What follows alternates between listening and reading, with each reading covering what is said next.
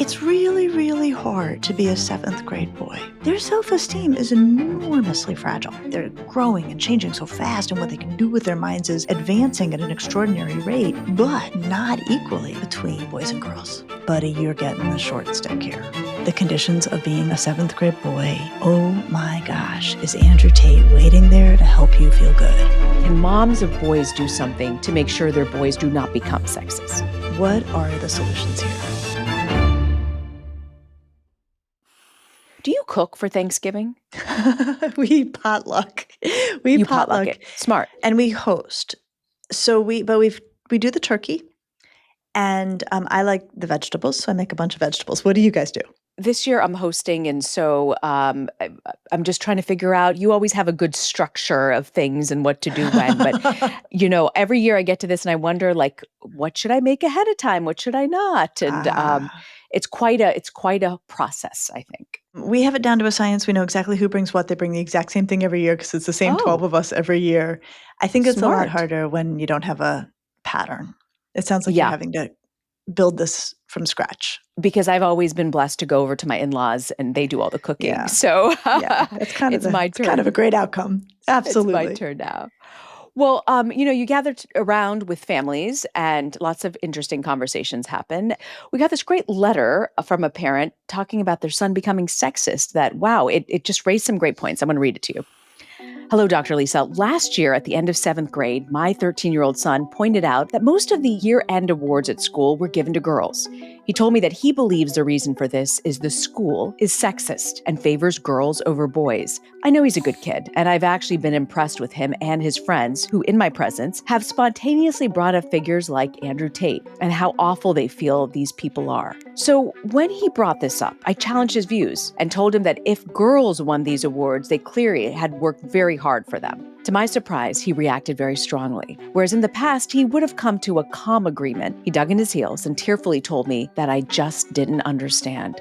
I was shocked, and I'm also concerned that this is the start of him having a sexist outlook on life and disrespecting girls and women in general. I feel like we're at a tipping point, and I wonder if you have any advice on speaking to teenage boys about not falling down this trap. Thank you, a worried mom. Well, what's your initial thoughts when you heard this letter? Because can I tell you, I did feel bad reading that he felt that the girls won it and the school is sexist. Yeah. I mean, my initial thoughts are like, I can't believe the letters we get. Like, I mean, this is like extraordinary, right? Because it holds all of the tensions of this challenge, right?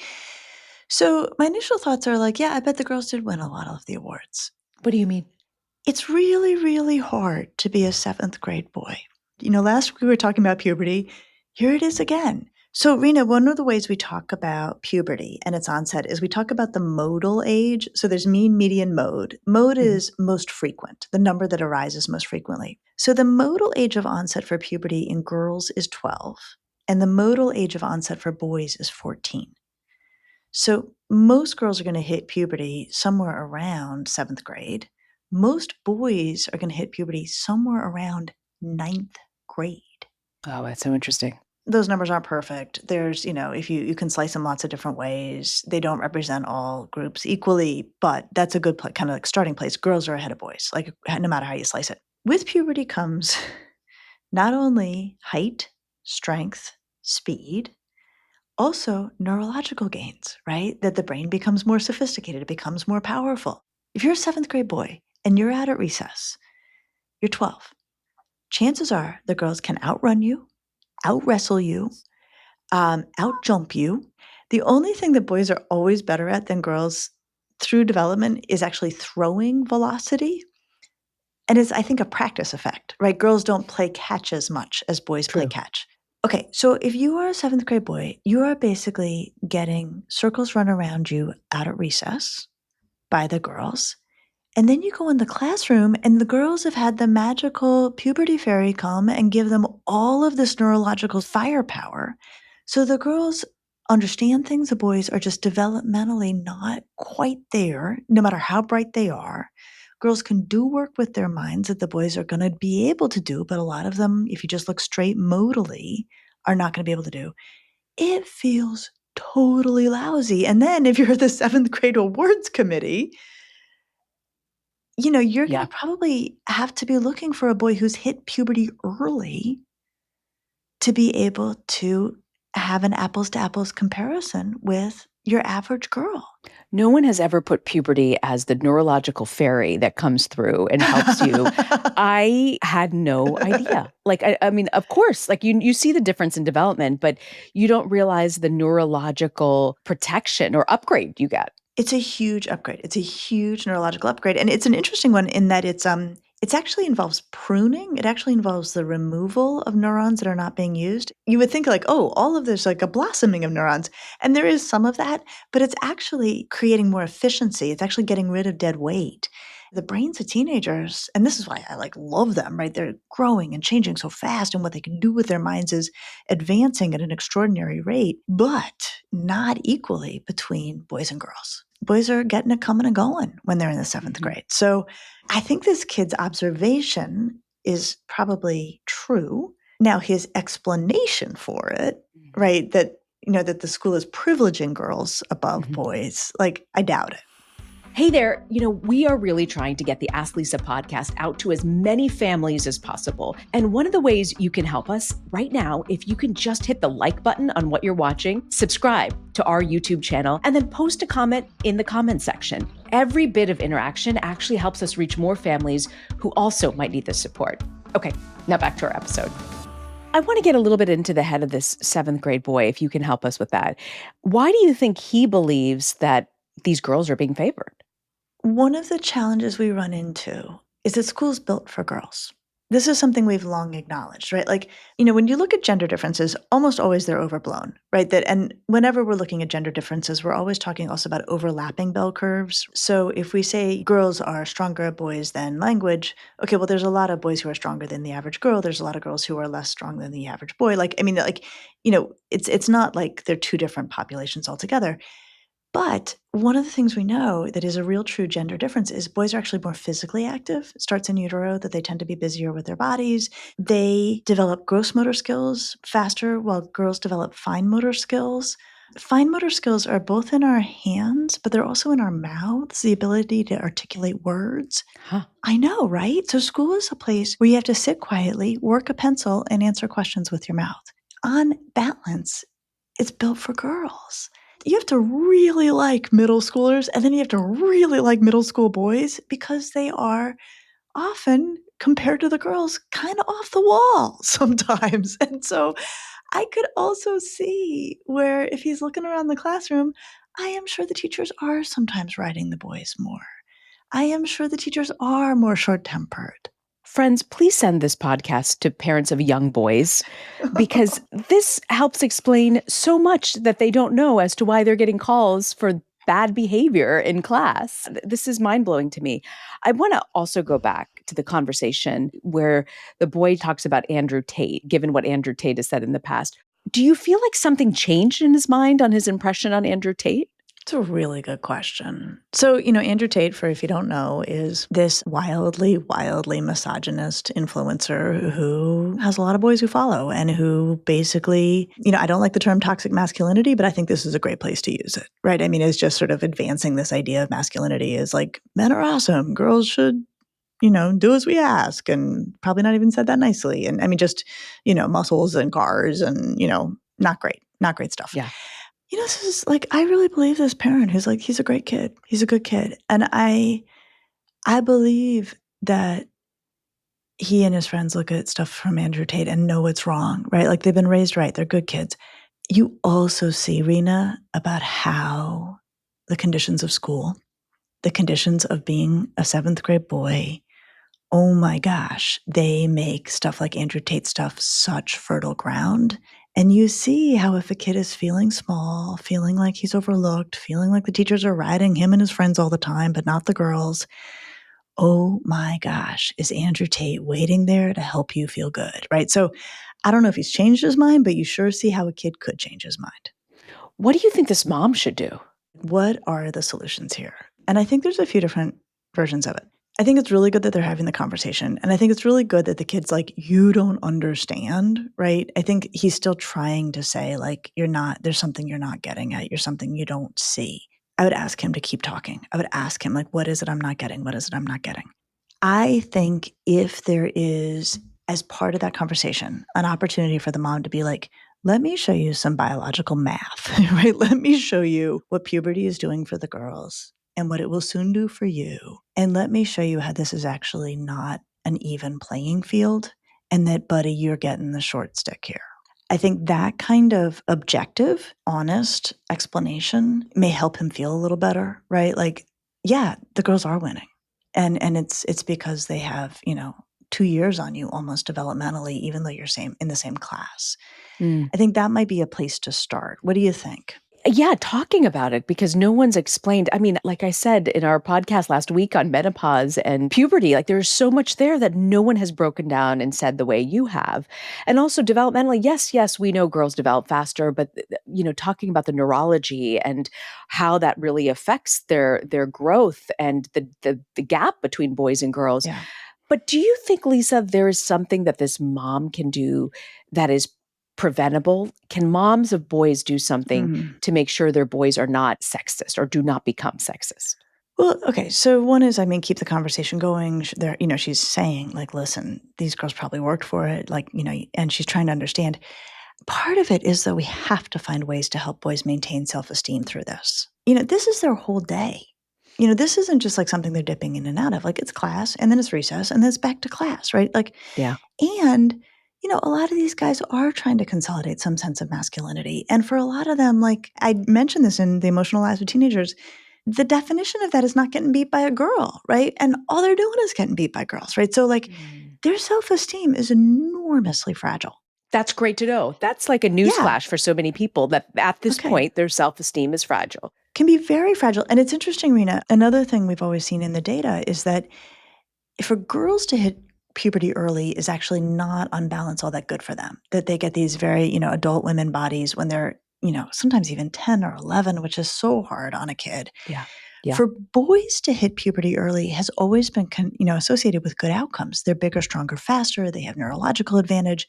We know that this is hard on kids if they are like right in the middle or even late puberty. You've got a son, right? You see the Yeah. range Oh, of yeah. where the kids are. Like some are shaving, some look like fourth graders, right? I mean, they're all classmates. It's like such a strange configuration at this point. Eighth, ninth grade for boys is like they're all over the map. So, first and foremost, like this kid has to have ways to feel good about himself, and so do all of his friends. They need to have their own scout group, or they need to have their own hobbies, or they need to have their own fill in the blank. Find something that you're passionate about. Yes. They can take pride in service projects. Like, you can't mess those up. Like, like, there's just so much value in those things, and especially at this moment for boys. There are other solutions that people have advanced that I think are interesting. I do a fair bit of work with Richard Reeves, who runs the American Institute for Mhm. Boys and Men. And one of the arguments he makes, and I don't think he's wrong, it's a complicated one, is that we should be redshirting boys, that they should actually go to school a year later than girls to sort of even this playing field so that you don't get Mhm. these kinds of outcomes. So you've got two kids, they are 1 year apart in school. Would you ever have kept your son and put him in the same grade as your daughter? It is so funny that you I say know. that because I redshirted my son thanks to my mother-in-law because in Connecticut, at the time, they just recently changed the law, but you are January to December. So kids on the calendar year go to school. And my mother-in-law smartly said to me, he was a little boy at the time. And he says, developmentally, like that extra year can make such a difference. And she's a speech therapist, worked with kids in this age group, like Okay, so she understood, knows. really trusted her judgment. But also I could see, I think, what the principal at the preschool we went to said that has always stuck with me was when you don't hold them back, there's this possibility that they just go with the flow. They get in the car with the Mhm. person who's drinking because that's what everybody else is doing, and they might not be fully ready to make those decisions. That was enough. I heard that, and I was like, Yep. "We're gonna hold you back." And by the way, if we were in Florida, where I grew up, it's like end of August, beginning of September. Most schools, Mhm, in the country, that's kind of the mhm. cutoff date, right? And Connecticut has since changed since he went to kindergarten when you do that. But I am so grateful because I am seeing the difference in the middle school, early high school years of boys Okay. versus girls that I did not know as a young parent. Okay, so this is so interesting. So they're 2 years apart in age, but 1 year apart in schooling because you Yeah. actually did hold him back a year. Yeah. And you're gonna see the benefits of that, right? Okay, so Yeah. That's so interesting. Okay, so that worked great for you.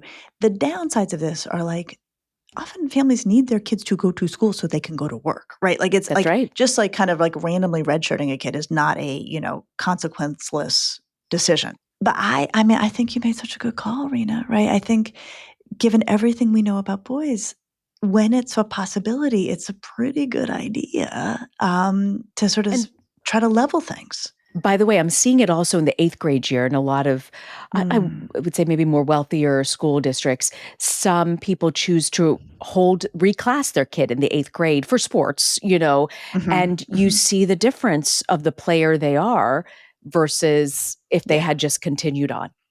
Yeah, no, the sports piece is huge, and, I we could write books on this, right? There are books on this, Yeah. like, should it be for boys? Well, okay, that's a whole other thing, but is it? Heck yeah, Yeah. right? And part of why when boys hit puberty early, part of why it confers so much benefit is, like, they're actually, it gives them a lot of sports swagger, and that goes really far with boys. Another thing, and this is now we're, like, well into the, privileged universe of options. There's a lot to be said here for boys' schools. What a boys' school can provide is that you are not spending all of 7th grade feeling like you can't keep up Interesting. because you're just with your guys who are all, in the same developmental window Good that point. you are. One of the beauties of boys' schools, if that's something a family wants to do or can afford to do or is considering, is that it actually protects guys through the dangerous valley of self-esteem plummeting when they are, smaller and less intellectually. They're not less smart, but they just don't have the neurological development of girls. Like, it can get them through that valley, and what we see is, once everybody's gone through puberty, it levels off again, right? I mean, once they're all 15, 16, Yeah. the boys are all now bigger, stronger, faster for the most part, and neurologically, they have what the girls have, but, like, that's sophomore, junior year, right? I mean, there's a yucky juncture in there that they've gotta Yes. find their way through. On balance, when we look at the data on single-sex schools, we don't have anything that says, like, they're always better for every kid. This is a place where boys' schools, I think, really shine. That's great to hear, Lisa. So as we step back, any final advice for parents? Keep the lines of communication open. This is real for this kid. He's not making it up. I'm sure it feels terrible. He's grasping for explanation. I think give him explanations that do not involve the world being stacked against him. Give him Mhm. explanations that are like, actually, biology is stacked against you. It's not Right, so that your he's armed with teachers the are trying to be facts. yucky. Yeah. And I'm not going to say hold him back. I'm not going to say go find a boys' school, but I am going to say, unless that's something you want to do, but I am going to say give this kid a way to feel good, Yeah. until his biology catches up. And just knowing what is happening can be so helpful when kids don't really are able to put the pieces together because parents might not even know as well. So this is so great you walked us through it. What do you have, Lisa, for parenting to go? I'm thinking about where the men are in this boy's life. And I'm thinking about how much he is going to need their support and reassurance at this time. So often our letters come from moms, and I get it. But I actually think, part of what this boy is trying to find is a way to feel good as a boy. If there's a dad in the picture who can help him do that, if there are wonderful male teachers or coaches who can help him do that and find a way to feel really good as a guy, and what is it that guys, can take pride and bring to the table, helping him home in on that and feel good about it. I think a lot these days about how do we keep guys from going down roads that take them to Andrew Tate and, you know, other people like him. And I think there's a lot of work to be done by all of the adults around boys to help them find ways to feel valued and heard and cared for and understood. Thank you, Lisa. This perspective is so helpful in us discussing that. I feel like boys just, we haven't had that opportunity to really have these conversations. So that's great. Time has come. The time has come. So I'll see you next week. I'll see you next week.